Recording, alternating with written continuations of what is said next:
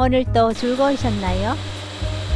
설 명절에 먹는 대표적인 음식 하면 저는 만두와 식혜가 가장 먼저 생각나요. 엿기름을 사용해서 쉽게 만드는 방법부터 식혜를 좀 더 특별하고 맛있게 만드는 방법까지 영상에 담아 보았습니다. 고구마를 넣은 고구마 식혜는 엿기름 향을 잡아주면서 고구마의 달콤한 향이 은은하게 풍겨 너무나 맛있게 먹을 수 있는 음식입니다. 구독, 좋아요, 알림 설정. 찹쌀을 씻어주세요. 일반 쌀을 사용하시는 분들은 식은 밥이 있다면 밥공기로 2공기 사용하시면 된답니다. 찹쌀을 사용하면 식혜 밥알이 더 쫀득해요. 전기 압력 바스트에 찹쌀을 넣고 물 400ml 넣어서 밥을 지어주세요. 계속 모두가 있으면 밥을 빠르게 지어주세요. 그럼 더 꼬들한 밥이 만들어져요. 다 된 찹쌀밥은 뭉치지 않게 바로 저어주세요.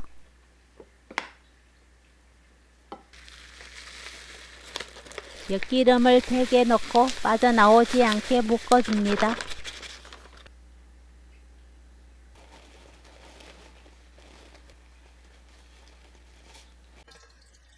물 2리터 붓고 골고루 저신 뒤 10분 실온에 두고 불려주세요. 10분 뒤 엿기름 불린 물 그대로 조물조물 빨아서 엿기름 물을 만들어요.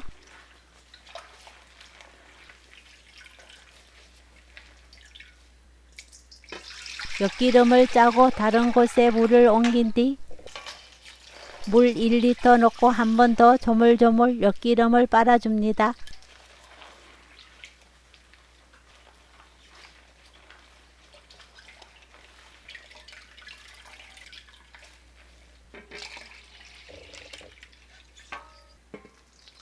물 1리터 넣고 한 번 더 조물조물 엿기름을 빨아주세요. 각각 1분 정도 주물러 주시면 돼요.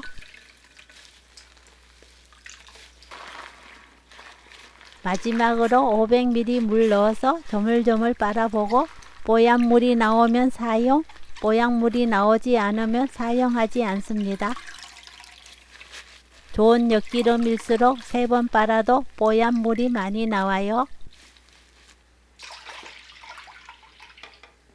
찹쌀밥에 엿기름 우린 물을 넣고 밥을 잘 풀어주세요.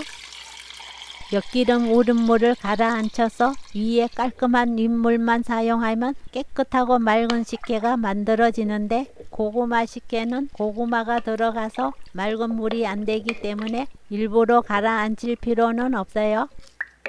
가라앉히지 않고 그대로 사용하면 엿기름 단맛이 더 많이 들어가서 설탕 넣는 양이 줄어듭니다. 엿기름 우린 물을 밥솥 2-3cm 정도 남긴 위치까지 부어주고 설탕 1스푼 넣어 섞어줍니다. 찹쌀밥 삭히는데 사용하고 남은 엿기름 우린 물을 조금 있다가 식혜 달일 때 사용해야 하기 때문에 버리지 말고 그대로 놓아둡니다. 보온 모드로 5시간에서 6시간 놓아두세요. 호박 고구마를 반 잘라서 쪄주세요.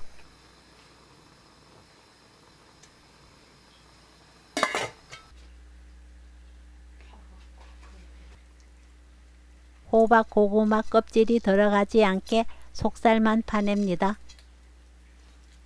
껍질이 들어가면 색이 예쁘지 않아요. 노란 속살만 사용하시면 돼요. 아까 남아있던 엿기름 우린 물 조금 넣고 고구마를 곱게 갈아주세요. 저는 딱 6시간 밥알을 삭혔어요.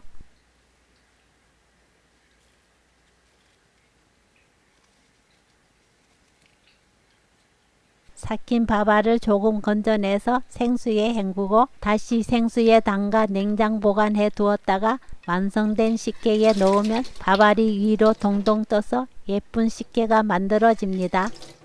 이 밥알은 먹기 전에 올려야 해요. 다 만든 식혜 안에 미리 왕창 섞어버리면 식혜가 금방 상해버립니다. 고명 필요 없는 분들은 이 과정 없이 다음 과정으로 넘어갑니다. 전기밥솥으로 삭힌 재료를 큰 솥에 부어주세요. 갈은 호박 고구마를 넣습니다. 남아있던 엿기름 우린 물로 고구마 갈았던 믹서를 헹궈가면서 남은 재료 없이 깨끗하게 넣어줍니다. 남은 엿기름 우린 물은 시간이 지나서 층이 생기고 가라앉은 게 보이실 거예요. 가라앉은 거 일부러 섞지 말고 인물만 사용합니다. 센 불로 끓여주세요. 팔팔 끓기 시작하면 설탕 150g 넣고 센 불로 뚜껑 열어서 10분 끓여주세요. 너무 오래 끓이면 연 냄새가 강해져요. 위에 올라오는 거품을 중간중간 걷어가면서 끓입니다. 뜨거운 상태에서는 단맛이 잘 느껴지지 않기 때문에 맛을 보고 단맛을 맞출 땐 한두 스푼 덜어서 냉장고에 잠깐 넣어두세요. 차갑게 만들어서 먹어보고 단맛을 입에 맞게 설탕으로 조절합니다. 완성된 식혜는 그 상태로 식힙니다. 식으면 병이나 통에 담아 냉장 보관해요. 고구마 향이 은은하고 고급스럽게 풍기는 노란 고구마 식혜 만들기 끝! 오늘 영상은 여기까지. 시청해 주셔서 감사합니다. 다음에 또 만나요.